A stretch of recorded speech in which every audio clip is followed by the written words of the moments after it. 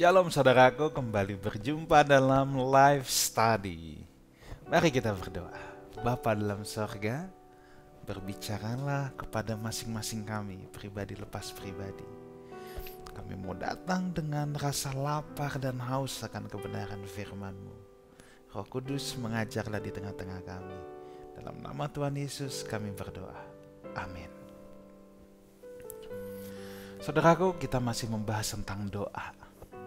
Seperti yang minggu lalu telah saya sampaikan saudaraku, bahwa doa itu bukan soal lafalnya, bukan soal kalimat hafalannya, tetapi doa adalah sebuah komunikasi yang natural antara seorang ayah dengan seorang anak, saudaraku. Pada kesempatan ini kita akan membahas tentang doa Bapa kami. Saudaraku, banyak orang yang menjadikan doa Bapa kami sebagai formula doa. Formula doa. Tetapi sejatinya doa Bapa kami adalah formula kehidupan. Formula kehidupan. Kalau formula doa itu hanya dihafalkan, tapi kita sudah belajar doa dalam kekristenan sebuah dialog. Bukan seperti dalam banyak kepercayaan, doa sebuah hafalan, makin dihafal makin menyenangkan Tuhan, atau makin menyenangkan sesembahannya. Kalau dalam kekristenan bukan begitu.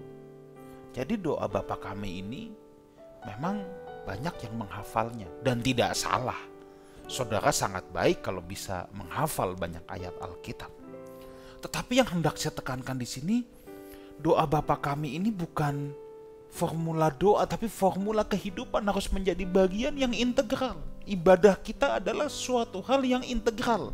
Kalau minggu lalu kita belajar memberi adalah bagian yang integral dalam diri kita, doa juga sama. Makanya doa adalah nafas hidup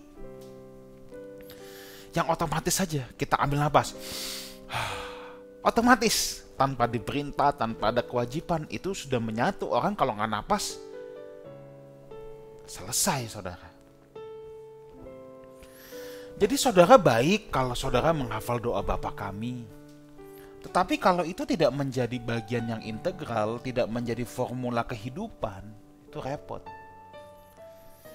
Saya punya teman, punya sepupu, usia 4 tahun hafal doa Bapa kami 3 bahasa saudara.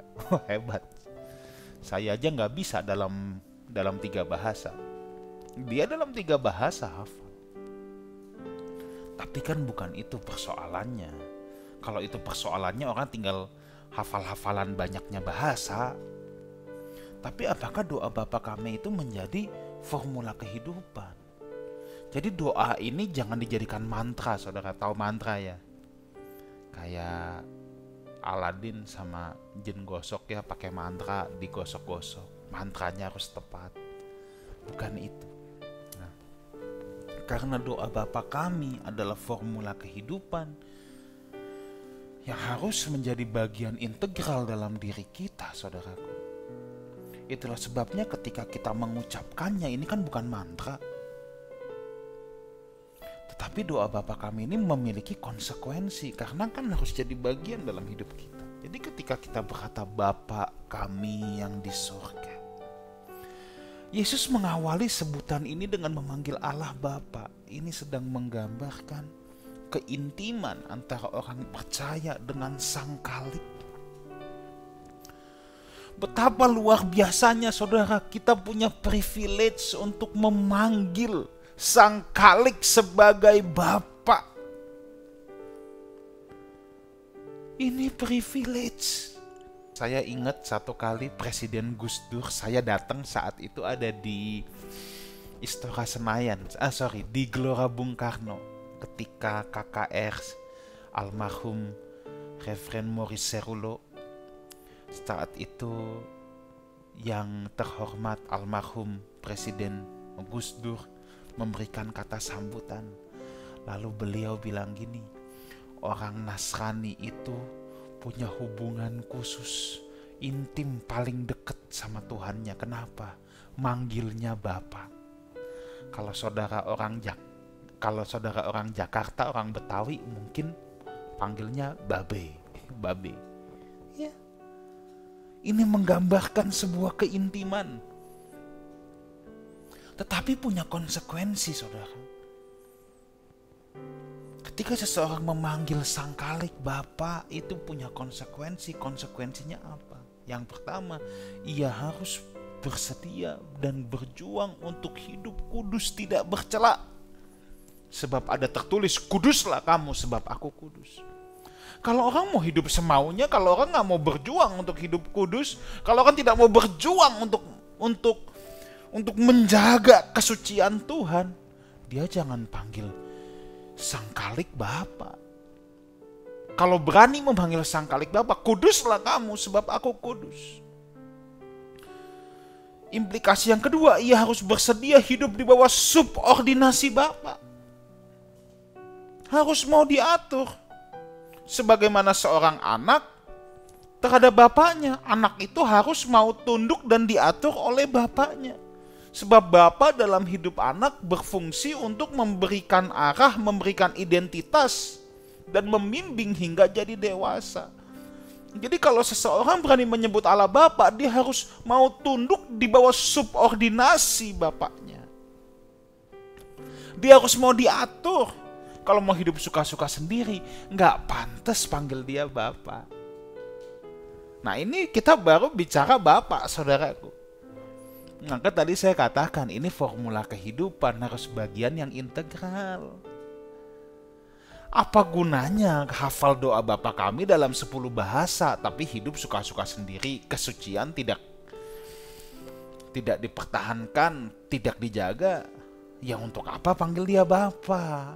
Itu cuma jadi mantra, hafalan. Dan itu tidak ada faedahnya, saudara, sama sekali. Kata di sorga menunjukkan kediaman Bapa kita. Di sini kita mengingat ucapan Tuhan Yesus, dunia bukan rumahmu. Jangan mencintai dunia ini. Orang yang mau memanggil dia Bapa yang di sorga, dia harus rindu dan harus menyadari dunia ini hanya tempat sementara. Rumahnya yang permanen itu nanti di kerajaan Bapa, langit yang baru dan bumi yang baru. Kemudian dikatakan dikuduskanlah namamu. Hal ini juga dapat diterjemahkan sebagai dimuliakanlah namamu, biarlah namamu yang dijunjung tinggi, biarlah namamu yang kudus dan tetap dihormati. Implikasi dikuduskanlah namamu di sini, satu, hidup kita harus memuliakan namanya dan mencerminkan kekudusan dan kemuliaan namanya. Yang kedua, nama itu melekat pada pribadi. Artinya apa? Kita harus mengenal pribadinya. Dikuduskanlah namamu merupakan panggilan sikap batin kita yang benar dalam menyembah Tuhan, memberi nilai tinggi terhadap pribadi Tuhan dalam hidup kita. Kalau kita hidup semaunya, kita hidup bukan memuliakan Bapa, malah mempermalukan nama Bapa. Jangan sampai orang lihat hidup kita bukan memuliakan Bapa, tapi malah jadi Kristen. Aduh, amit-amit loh, malah begitu lagi. Itu kan jadi nggak dikuduskanlah namamu, saudara. Apalagi kalau mencari kemuliaan untuk diri sendiri, itu juga bukan dikuduskanlah namamu, itu man dimuliakanlah namaku. Ya, jadi orang yang gila hormat, gila pujian, gila sanjungan, nggak bisa mengucapkan ini, nggak pantas, saudaraku ya. Datanglah kerajaanmu, jadilah kehendakmu di bumi seperti di sorga. Ada dua kata kunci di sini, kerajaan dan kehendak. Kerajaan bicara pemerintahan Allah di bumi. Sejak tampilnya Yesus di Galilea, dinyatakan bahwa kerajaan Allah telah datang. Maksudnya adalah Yesus membawa pemerintahan Allah ke dalam bumi ini. Di mana ada pemerintahannya, di sana ada kehendaknya. Pemerintahannya dan kehendaknya adalah dua hal yang selalu berjalan bersama. Jika kita hidup dalam pemerintahan Tuhan, bukan dalam pemerintahan diri kita sendiri, kita juga pasti hidup di dalam kehendaknya. Jadi makna ucapan doa ini, saya cepat saja, kita menjadi pelaksana kehendak Allah di bumi ini. Manusia diciptakan segambar dan serupa dengan Allah, supaya manusia bisa menggambarkan Allah di bumi ini, supaya manusia bisa jadi perwakilan Allah di bumi ini, supaya manusia bisa menjadi pelaksana kehendak Allah di bumi ini. Hal yang kedua, hal ini mengingatkan kita bahwa kita adalah anggota suatu kerajaan. Suatu kerajaan punya course of conduct, punya etika kerajaan. Saudara, kamu bukan berasal dari dunia ini. Artinya apa? Kita berasal dari kerajaan Bapa. Itulah sebabnya kita harus senantiasa menjunjung tinggi, mengenakan etika-etika kerajaan Allah. Itulah yang dituangkan Yesus dalam Matius pasal yang kelima, tentang etika kerajaan Allah. Kita harus keluar dari cara hidup kerajaan kegelapan yang berpusat pada diri sendiri, dan sekarang kita mengabdi untuk kerajaan terang yang berpusat kepada Kristus. Yang ketiga, ketika kita bicara tentang kerajaan Allah, kerajaannya bukan soal makan minum, tapi soal kebenaran, damai sejahtera, dan sukacita oleh Roh Kudus. Itu Roma 14 ayat yang ke-17. Lalu yang keempat, ketika kita berkata, datanglah kerajaanmu, jadilah kehendakmu, kita juga sedang berkata gini, kehendak Tuhan adalah segala-galanya dalam hidup kita. Hidup kita adalah tentang melakukan kehendak Bapa. Itu Yohanes 4 ayat 34. Makananku adalah melakukan kehendak Bapa dan menyelesaikan pekerjaan Dia yang mengutus aku. Dan kehendak Bapa mutlak kita turuti di atas kehendak kita sendiri. Kita hidup hanya untuk ini. Kita hidup untuk kepentingan Bapa, saudaraku. Yang kelima, kita memiliki ketertundukan mutlak atas perintah dari sorga. Seorang duta besar tidak boleh punya agenda sendiri. Ketika dia diutus negaranya, dia nggak boleh punya agenda sendiri. Dia datang sebagai utusan, dia membawa agenda negara yang mengutus. Ketika kita berkata datanglah kerajaanmu, dalam hidupmu gak boleh punya agenda sendiri, saudara. Kita utusan kerajaan Bapa, kita membawa agenda Bapa, bukan agenda kita sendiri. Kita hanyalah perwakilan yang harus melakukan persis yang diperintahkan oleh kerajaan atau negara di mana kita berasal.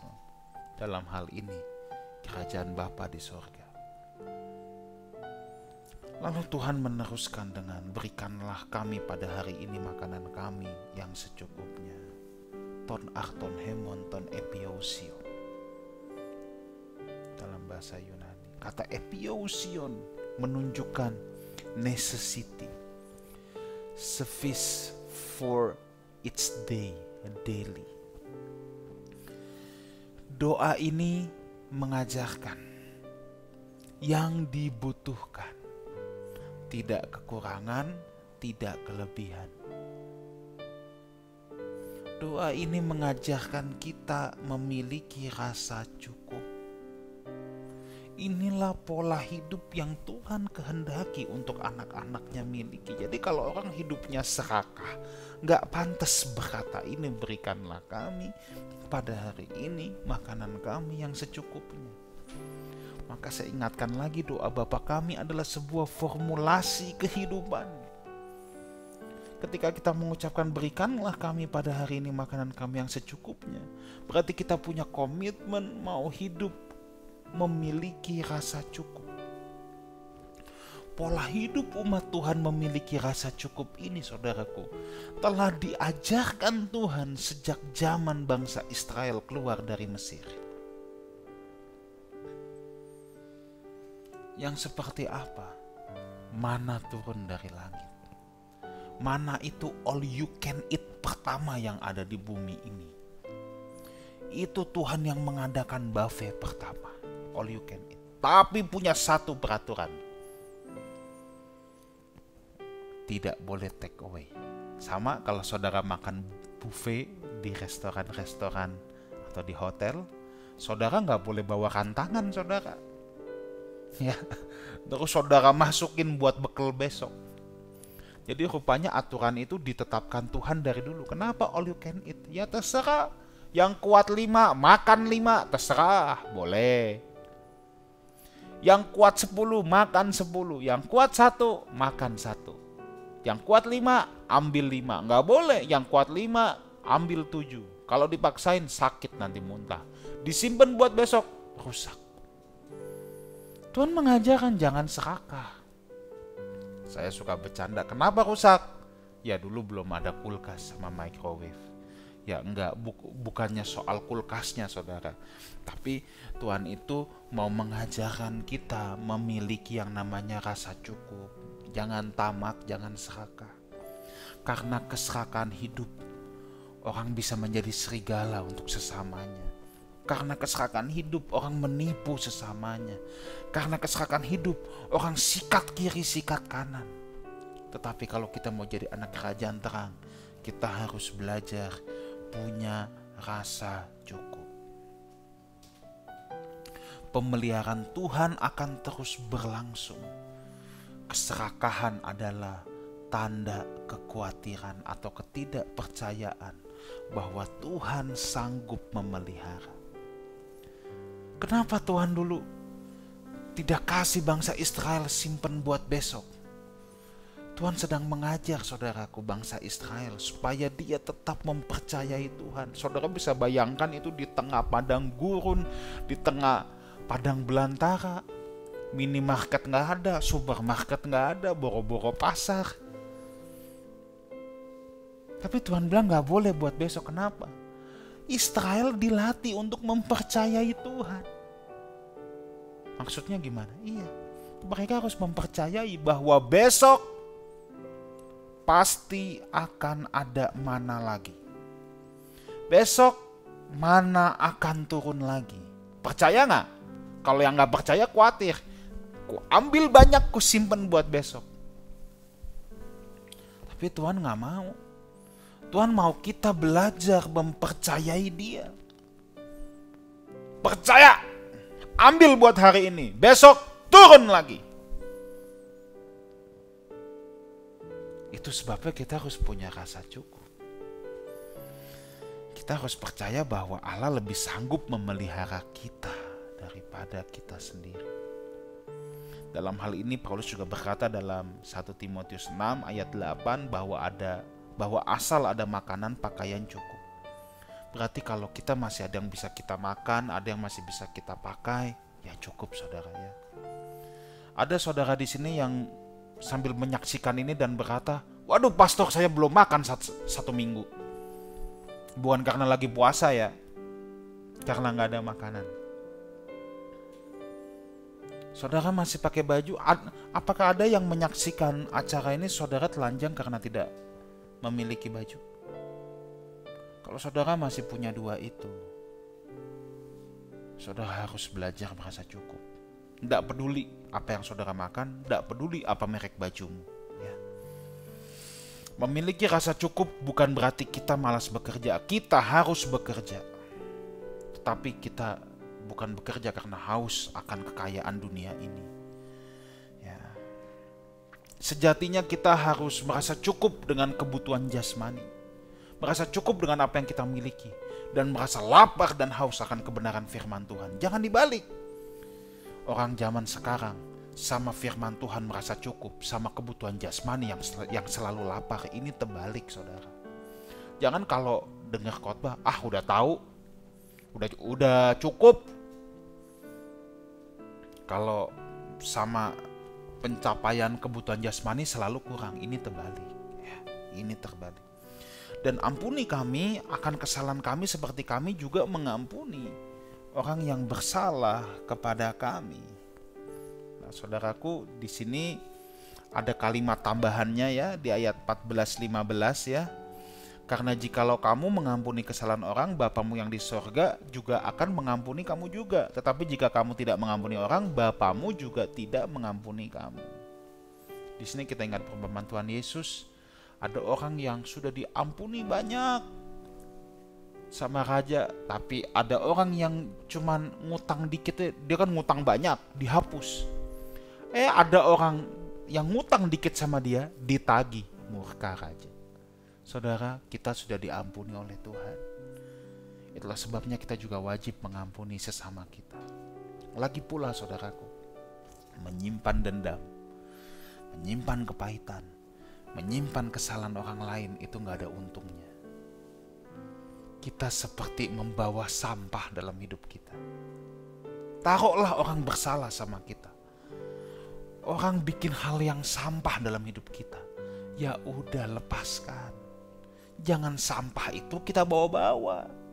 Orang yang tidak mau melepaskan pengampunan itu sama dengan orang yang menyimpan sampah yang dibuat oleh orang lain. Kita yang rugi, ngapain? Masa bau busuknya kita yang bawa kemana-mana? Bau busuknya harus kita tinggalkan, harus kita lepaskan. Jangan orang yang bikin bau busuk kita yang bawa kemana-mana. Lagi pula saudaraku, pengampunan sama pentingnya bagi kehidupan dan kesehatan jiwa, seperti makanan bagi tubuh. Pengampunan itu penting. Orang yang menyimpan dendam, dengki, gak mau mengampuni, itu jiwanya sakit saudaraku. Itu sangat penting, pengampunan itu sangat penting untuk kesehatan jiwa, sama seperti makanan untuk tubuh. Ya, orang yang tidak dapat mengampuni akan menyimpan kepahitan. Akar pahit akan mengganggu kondisi mental dan jiwa seseorang, sedangkan hati harus kita jaga. Ya. Yang terakhir, dan janganlah membawa kami ke dalam pencobaan, tetapi lepaskanlah kami daripada yang jahat. Ada orang bercanda, aduh jangankan kami dibawa, kita udah sering bawa diri kita sendiri ke dalam pencobaan. Ada orang yang bercanda sama saya bilang gitu, aduh pastor yang ini mah boro-boro kita dibawa. Kita gak dibawa aja, kita yang datang mengambil pencobaan. Saudara, jangan seperti itu ya. Saudara, kalimat ini agak sulit ditafsirkan. Kenapa? Sebab Allah tidak mencobai kita. Allah tidak mencobai kita untuk melakukan sesuatu yang jahat. Itu Yakobus 1 ayat 13. Kalau diterjemahkan ujian juga kurang tepat. Sebab orang percaya tidak boleh takut akan ujian dan memang akan diuji. Loh, kita kan murid Kristus, murid pasti diuji saudaraku ya. Murid udah pasti diuji, nggak usah ditanya ada ujian nggak, pasti ada. Sejatinya justru hidup manusia pasti dicobai oleh iblis, sebagaimana Yesus dicobai di padang gurun. Pencobaan merupakan bagian yang tidak terpisahkan dari hidup manusia. Makanya kalimat ini harus dimengerti sebagai, satu, melihat ayat ini jangan berhenti sampai kata pencobaan. Tetapi bagian belakang dikatakan lepaskanlah kami dari yang jahat. Ini nggak bisa dipisahkan. Si jahat adalah iblis. Dengan kata lain, yang membawa ke dalam pencobaan adalah iblis. Dan dari dialah kita harus dilepaskan. Artinya apa? Kita harus menang seperti Yesus menang dari setiap pencobaan yang dilakukan iblis. Makna kedua, terjemahan Alkitab sehari-hari menerjemahkan, janganlah membiarkan kami kehilangan percaya waktu kami dicobai, tetapi lepaskanlah kami dari kuasa si jahat. Hal ini mengingatkan kita bahwa Yesus berkata sama Simon bahwa iblis akan menampinya dan jangan sampai imannya gugur. Lukas 22 ayat 31 dan 32. Yang ketiga, Alkitab The Message menerjemahkan, keep us safe from ourselves and the devil. Sejatinya manusia seringkali dicobai oleh keinginannya sendiri. Yakobus menulis itu, manusia dicobai oleh keinginannya sendiri. Jadi doa Bapa kami diawali dengan kita yang harus menjadi duta besar atau pelaksana kehendak Allah di bumi. Dan untuk hal itu, kita harus menyingkirkan kehendak diri kita sendiri. Kehendak Tuhan saja yang jadi patokan. Karena Engkaulah yang empunya kerajaan dan kuasa dan kemuliaan sampai selama-lamanya. Makna dari kalimat penutup ini, satu, Tuhan berkuasa atas segala sesuatu di dalam dunia ini dan dalam hidup kita. Yang kedua, segenap hidup kita hanya untuk kemuliaan namanya saja. Doa orang percaya yang adalah hidup orang percaya harus berpusat kepada Allah. Kemuliaan bukan untuk dirinya sendiri, tetapi kemuliaan kiranya hanya untuk Allah saja. Kiranya Tuhan memberkati kita semua. Biarlah doa Bapa kami ini menjadi formula kehidupan, menjadi bagian nafas hidup setiap kita yang menyaksikan acara ini. Tuhan memberkati kita semua. Mari kita bersatu dalam doa. Bapa dalam surga, kami bersyukur untuk kebenaran firman-Mu pada hari ini. Engkau bukakan lebih lagi kepada setiap kami yang menyaksikan acara live study ini. Dalam nama Tuhan Yesus kami berdoa. Amin. Tuhan memberkati kita semua. Sampai jumpa pada live study selanjutnya. Haleluya.